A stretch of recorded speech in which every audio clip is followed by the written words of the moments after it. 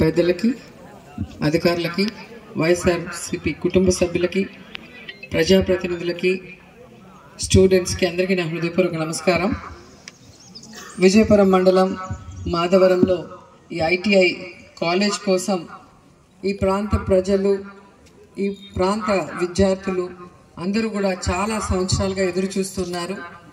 నా అదృష్టం 2020లో ఎమ్మెల్యేగా భూమి పూజ చేసిన ఈ బిల్డింగ్ని ఈరోజు మంత్రిగా నేనే నా చేతుల మీదుగా ఓపెన్ చేయడం అనేది నా అదృష్టంగా భావిస్తున్నాను.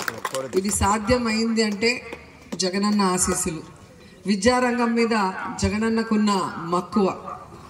ఈరోజు విద్యారంగంలో పెను మార్పులు తీసుకొచ్చి పిల్లల భవిష్యత్తుకి, ముఖ్యంగా పేద ఎస్సీ, ఎస్టీ, బీసీ, మైనారిటీ పిల్లలు చక్కగా చదువుకునే విధంగా కాలేజెస్ని ఎలా కొత్తవి కట్టిస్తున్నారు, పాత కాలేజెస్ని ఎలా రెన్యువేట్ చేస్తున్నారు, అలాగే స్కూల్స్ని ఎలా రెన్యువేట్ చేసి అన్ని ఫెసిలిటీస్తో క్వాలిటీ ఎడ్యుకేషన్ని ప్రజలకు అందిస్తున్నారో జగన్మోహన్ రెడ్డి గారు నేను వేరే చెప్పనవసరం లేదు.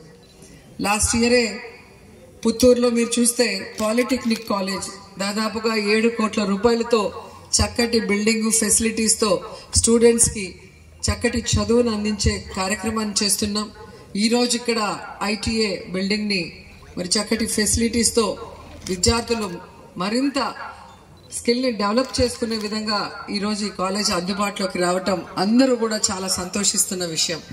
ముఖ్యంగా మీరు చూస్తే ఇంజనీరింగ్ చదివే పిల్లలకి ఉద్యోగం కొంచెం లేట్ అవ్వచ్చేమో కానీ ఐటీఐ చేసే పిల్లలకి మాత్రం ఉద్యోగాలు వెంటనే కంపెనీల్లో కానీ, అలాగే ఫ్యాక్టరీల్లో కానీ, ఇండస్ట్రీల్లో కానీ ఖచ్చితంగా లభిస్తాయి.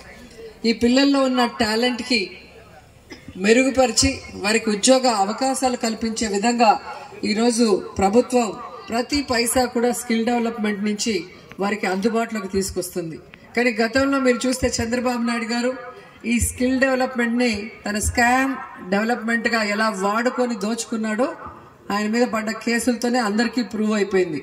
అంటే పిల్లవాడికి పెట్టాల్సిన పైసా కూడా దోచుకొని తన కుటుంబానికి పెట్టుకున్న ఒక పనికి మాలిన పొలిటీషియన్ చంద్రబాబు నాయుడు అని చెప్పచ్చు.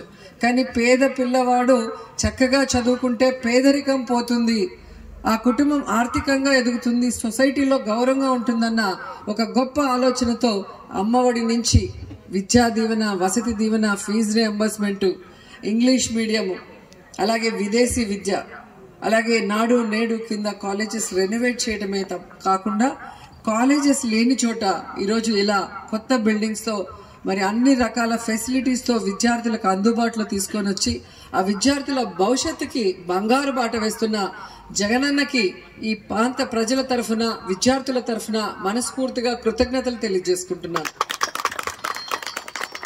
అండ్ మీరు చూస్తే ఈరోజు చదువు ఒక్కటే కాదు, జగన్మోహన్ రెడ్డి గారి పరిపాలనలో సంక్షేమం, అభివృద్ధి కూడా 2 కళ్ళుగా పరుగులు తీస్తుంటే కళ్ళు లేని కబోదులా, కళ్ళున్న కబోదులో తెలియదు కానీ తెలుగుదేశం పార్టీ వాళ్ళు అభివృద్ధి ఎక్కడా అంటారు. రండిరా ఊర్లోకి, ఏ ఊర్లోకైనా వెళ్దాం, ఏ మండలంలో వెళ్దాం. 5 మండలాలు, 2 మున్సిపాలిటీలు ఉన్నాయి. ఏ ప్రాంతంలో అయినా డెవలప్మెంట్ మా ప్రభుత్వంలో జరిగింది అని చూపించడానికి ఈరోజు కాలేజెస్ సాక్ష్యం, స్కూల్స్ సాక్ష్యం, సచివాలయాలు, ఆర్బీకే సెంటర్లు, వెల్నెస్ సెంటర్లే కాకుండా జగనన్న కాలనీలతో పేదవాళ్ళకి ఇల్లు కట్టించి ఇవ్వటం, అలాగే ఏ ఇంటికి వెళ్ళినా కూడా ప్రతి కుటుంబంలో ఎంతమంది ఏ సంక్షేమ పథకానికి ఎలిజిబిలిటీ ఉంటే అన్ని సంక్షేమ పథకాలు ఆ పార్టీ, ఆ ఇల్లు మనది కాకపోయినా వేరే పార్టీ వాళ్ళైనా కూడా ఎక్కడా కూడా వాళ్ళకి సంక్షేమాన్ని పక్కన పెట్టకుండా, కులం, మతం, పార్టీ చూడకుండా ఈరోజు సంక్షేమాన్ని, అభివృద్ధిని అందిస్తున్న ఏకైక ప్రభుత్వం వైఎస్ఆర్ కాంగ్రెస్ ప్రభుత్వం, ఏకైక నాయకుడు వైఎస్ఆర్ కాంగ్రెస్ ప్రభుత్వం, ఏకైక నాయకుడు జగన్మోహన్ రెడ్డి గారని నేను గర్వంగా చెప్పగలను. అలాంటి జగనన్న పరిపాలనలో మేమంతా సైనికులుగా ఉన్నందుకు గర్వపడుతున్నాం. భవిష్యత్తులో కూడా మరింత సంక్షేమాన్ని, మరింత అభివృద్ధిని ప్రజలకి అందిస్తాము. అందుకే ఈరోజు ధైర్యంగా మేము చేసిన పని మీకు అభివృద్ధిని, సంక్షేమాన్ని అందించామని మీరు మనస్ఫూర్తిగా నమ్మితే మాకు అండగా నిలబడి వైఎస్ఆర్ కాంగ్రెస్ పార్టీకి ఓటేయమని ఈరోజు ప్రతి గ్రామంలో కూడా ధైర్యంగా అడిగే పరిస్థితికి వెళ్ళగలిగాం. సో ఇవన్నీ కూడా జగనన్న ఆశీస్సులే. ఎందుకంటే గతంలో మనం చూసాం, దాదాపుగా 17 మంది ముఖ్యమంత్రులు రాష్ట్రాన్ని పరిపాలించారు. ఒక స్కూల్ రూమ్ రావాలంటే 5 సంవత్సరాలలో ఎంత కష్టమో మనకు తెలుసు. ఒక రోడ్ వేసుకోవాలంటే ఎంత కష్టం, ఇలాంటి ఒక బిల్డింగ్ కట్టాలంటే ఎంత కష్టమో మీకు తెలియాలి. ఎందుకంటే 14 సంవత్సరాలు చంద్రబాబు నాయుడు ముఖ్యమంత్రిగా ఉన్న polytechnic college students Nagiri degree college చెట్టు కింద కారిడార్లో చదువుకున్నారు. ఆ కాలేజ్ మూతపడిపోతున్న టైంలో వాళ్ళందరూ మనని వచ్చి అడిగితే వెంటనే భూమి పూజ చేసి ల్యాండ్ మనమే ఎవరో ఆక్యుపై చేస్తుంటే వాళ్ళని రిక్వెస్ట్ చేసి కాలేజ్ కోసం, పిల్లల కోసం అని వాళ్ళని నచ్చ చెప్పి ఈరోజు బ్రహ్మాండమైన కాలేజ్ని మనం కట్టుకున్నాం. లేదా అది క్లోజ్ అయిపోయిండేది, మళ్ళీ వేరే ఎక్కడికో మన పిల్లలంతా వెళ్లాల్సిన పని ఉండేది. అలాగే ఇక్కడ కూడా మూతపడిపోవాల్సిన కాలేజీల్ని కొత్త హంగులతో, కొత్త ఫెసిలిటీస్తో ఈరోజు పిల్లలకి, చుట్టుపక్కల వాళ్ళకి మరి అందుబాటులోకి తీసుకురావటం జరుగుతుంది.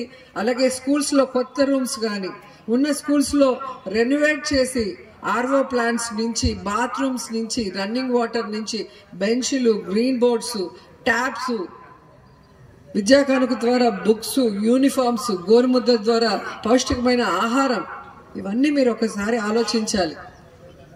సో ఎలా అయితే జగనన్న కులం, మతం, పార్టీ చూడకుండా సంక్షేమం, అభివృద్ధి చేస్తున్నారో ప్రజలు కూడా కులం, మతం, పార్టీ చూడకుండా జగనన్నకి అండగా ఉండే విధంగా మీ గ్రామాల్లో మీరందరూ కూడా ప్రజల్ని ఎడ్యుకేట్ చేయాలని కూడా తెలియజేసుకుంటూ, మరి ఇంత గొప్ప అవకాశం ITI బిల్డింగ్ని భూమి పూజ నేనే చేశాను, ఓపెనింగ్ నా చేతుల మీదే జరిగింది.